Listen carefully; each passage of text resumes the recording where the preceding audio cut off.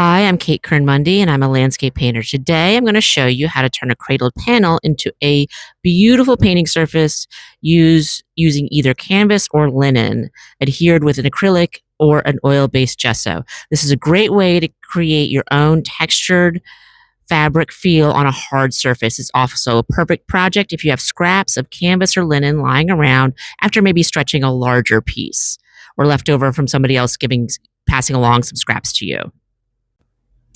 So let's get started. Grab some cradled panels. I'm using a birch ply mounted over a strainer and your fabric scraps. I have two examples here, one of linen and the other one is cotton duck.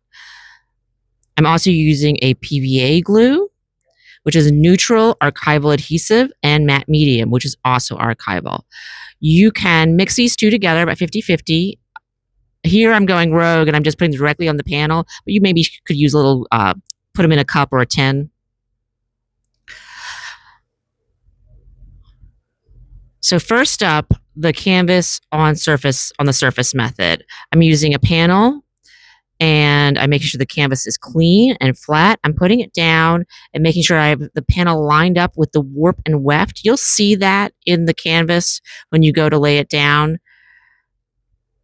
And then I'm using my old SEPTA key card to flatten it out and make sure there's no bubbles.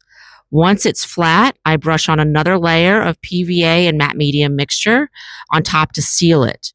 This version will have only fabric on the top of the surface, not on the sides.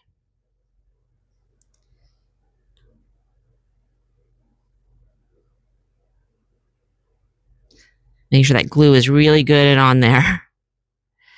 For the next one, we're going to use a wrapped method.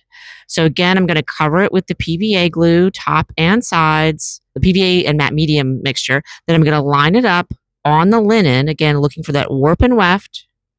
I'm going to have enough of a margin that I can wrap it around the edge of the cradled panel. And I'm going to trim the corners so that I can fold it in and get it nice and flat. Again, I'm just smoothing it out, make sure there's no bubbles, adding a little extra of the glue mixture to make sure that it will come up on the sides easily and stick. Again, using the card to flatten everything, getting everything pressed down firmly. Then I'm going to trim the excess and cut the corners so that I can wrap them neatly around the edges. Kind of like stretching a canvas, but on a solid support. I'm adding more glue as needed to smooth out any bubbles, press the fabric down firmly on the sides. You don't need to fold the corners deeply, just line them up so they butt against each other since they'll have other coatings of glue and gesso on them. Once both the panels are wrapped and dry, I come back with a razor blade. You could use knife or scissors and just trim the excess fabric.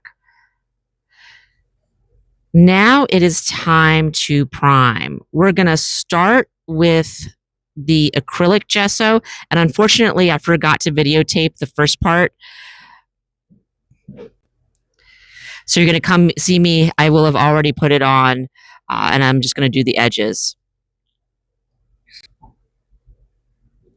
So I'm just getting those edges, but the surface has been primed with an acrylic gesso.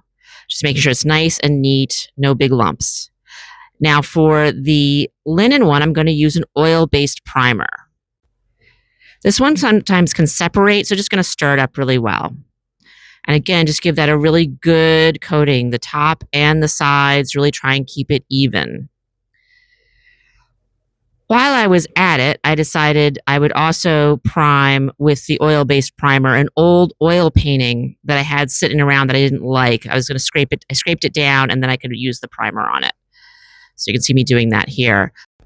Thanks for watching, and I hope this helps you create some new surfaces to work on.